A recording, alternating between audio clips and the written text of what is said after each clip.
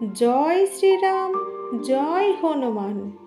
প্রিয় ভক্তগণ, জীবনে যখনই কোনো বিপদে পড়বেন, কোনো ঘোর সংকট বা আর্থিক সমস্যায় পড়েছেন, বা আপনার কেউ ক্ষতি করতে চায়, কোনো শত্রুর ভয়ের আশঙ্কা থাকলে সেটাও দূর হবে।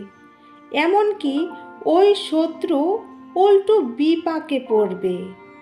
হনুমানজির মন্ত্রের এতটাই প্রভাব যে মাত্র কিছুদিন ভক্তি ও নিষ্ঠা সহকারে জপ করলে এর ফল আপনি লক্ষ্য করতে পারবেন।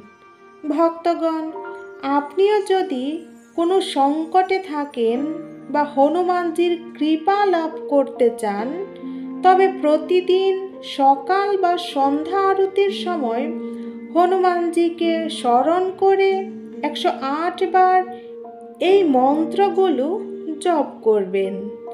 যদি জপ করতে না পারেন, তাহলে মোবাইলে চালিয়েও ভক্তি সহকারে মনে মনে হনুমানজিকে স্মরণ করতে পারেন। এতেও মন্ত্রের প্রভাব আপনার উপর পড়বে। আপনার পরিবারের উপর শুভ শক্তির আগমন হবে, পরিবারের সকলেরই মঙ্গল হবে। হনুমানজি অল্পতেই ভক্তের উপর কৃপা করে থাকে। তাই ভক্তি সহকারে এই মন্ত্রগুলো পাঠ বা শ্রবণ করেই দেখুন, এর ফল অবশ্যই প্রাপ্ত হবেন।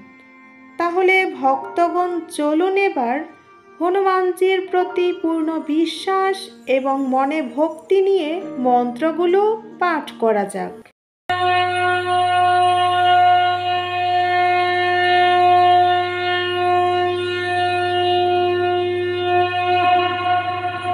ওম বাগেশ্বরায় বীরবীরায় হুম ফট স্বাহা। ওম বাগেশ্বরায় বীরবীরায় হুম ফট স্বাহা। ওম বাগেশ্বরায় বীরবীরায় হুম ফট স্বাহা। ওম বাগেশ্বরায় বীরবীরায় হুম ফট স্বাহা। ওম বাগেশ্বরায় বীরবীরায় হুম ফট স্বাহা। ওম বাগেশ্বরায় বীরবীরায় হুম ফট স্বাহা। ওম বাগেশ্বরায় বীরবীরায় হুম ফট স্বাহা। ওম বাগেশ্বরায় বীরবীরায় হুম ফট স্বাহা। ওম বাগেশ্বরায় বীরবীরায় হুম ফট স্বাহা। ওম বাগেশ্বরায় বীরবীরায় হুম ফট স্বাহা। ওম বাগেশ্বরায় বীরবীরায় হুম ফট স্বাহা। ওম বাগেশ্বরায় বীরবীরায় হুম ফট স্বাহা। ওম বাগেশ্বরায় বীরবীরায় হুম ফট স্বাহা। ওম বাগেশ্বরায় বীরবীরায় হুম ফট স্বাহা। ওম বাগেশ্বরায় বীরবীরায় হুম ফট স্বাহা। ওম বাগেশ্বরায় বীরবীরায় হুম ফট স্বাহা। ওম বাগেশ্বরায় বীরবীরায় হুম ফট স্বাহা।